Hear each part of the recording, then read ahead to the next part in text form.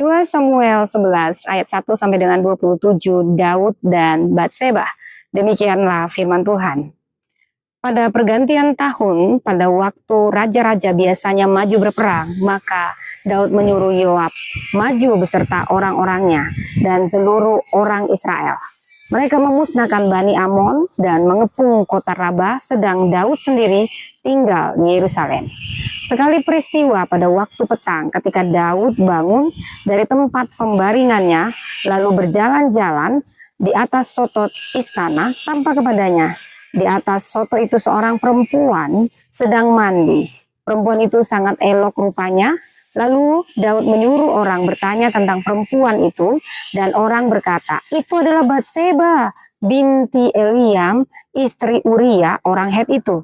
Sesudah itu Daud menyuruh orang mengambil dia. Perempuan itu datang kepadanya, lalu Daud tidur dengan dia.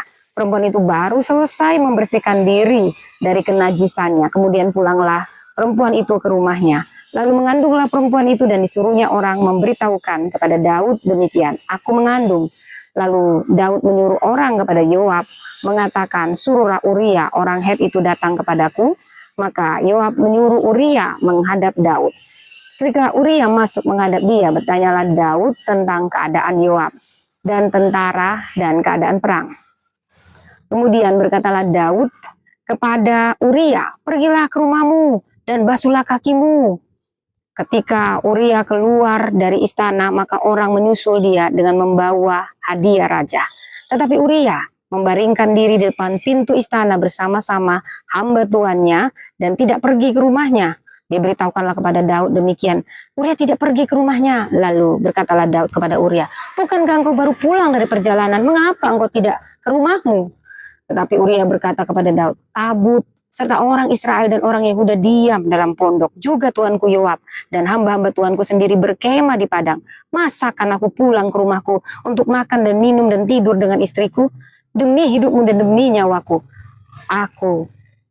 demi nyawamu, aku takkan melakukan hal itu. Kata Daud kepada Uria, tinggallah hari ini di sini, besok aku akan melepas engkau pergi. Jadi Uria tinggal di Yerusalem pada hari itu. Keesokan harinya, Daud memanggil dia untuk makan dan minum dengan dia, dan Daud membuatnya mabuk. Pada waktu malam, keluarlah Uria untuk berbaring tidur di tempat tidurnya bersama-sama hamba-hamba tuannya. Ia tidak pergi ke rumahnya. Paginya Daud menulis surat kepada Yoab dan mengirimkannya dengan perantaraan Uria. Ditulisnya dalam surat itu demikian, tempatkanlah Uria di barisan depan dalam pertempuran yang paling hebat. Kemudian kamu mengundurkan diri daripadanya supaya ia terbunuh mati. Pada waktu Yoab mengepung kota Rabah, ia menyuruh Uria pergi ke tempat yang diketahuinya ada lawan yang gagah perkasa. Ketika orang-orang kota itu keluar menyerang dan berperang melawan Yoab, maka gugurlah berapa orang dari tentara, dari anak buah Daud, juga Uria orang Het itu.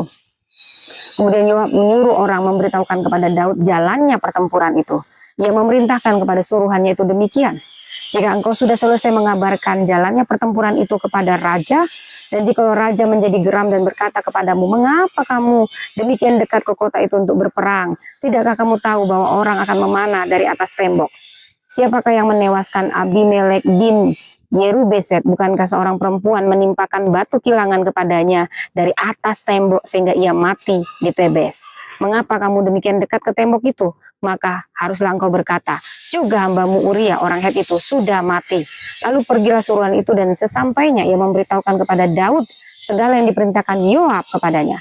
Suruhan itu berkata kepada Daud, orang-orang itu lebih kuat daripada kami dan keluar menyerang kami di pedang. Tetapi kami mendesak mereka kembali sampai ke lubang pintu gerbang pada waktu pemanah-pemanah menembak kepada hamba-hambamu dari atas tembok. Sehingga beberapa dari hamba raja mati, juga hambamu Uria orang Het itu sudah mati. Kemudian berkatalah Daud kepada suruhan itu, beginilah kau katakan kepada Yoab, janganlah sebal hatimu karena perkara ini, sebab sudah biasa pedang makan orang ini atau orang itu. Sebab itu perhebatlah seranganmu terhadap kota itu dan runtuhkanlah itu. Demikianlah kau harus kuatkan hatinya. Ketika didengar istri Uria bahwa Uria suaminya sudah mati, maka merataplah ia karena kematian suaminya itu. Setelah lewat waktu berkabung, maka Daud menyuruh membawa perempuan itu ke rumahnya. perempuan itu menjadi istrinya dan melahirkan seorang anak laki-laki baginya. Tetapi hal yang telah dilakukan Daud itu adalah jahat di mata Tuhan. Demikianlah firman Tuhan. Tuhan memberkati.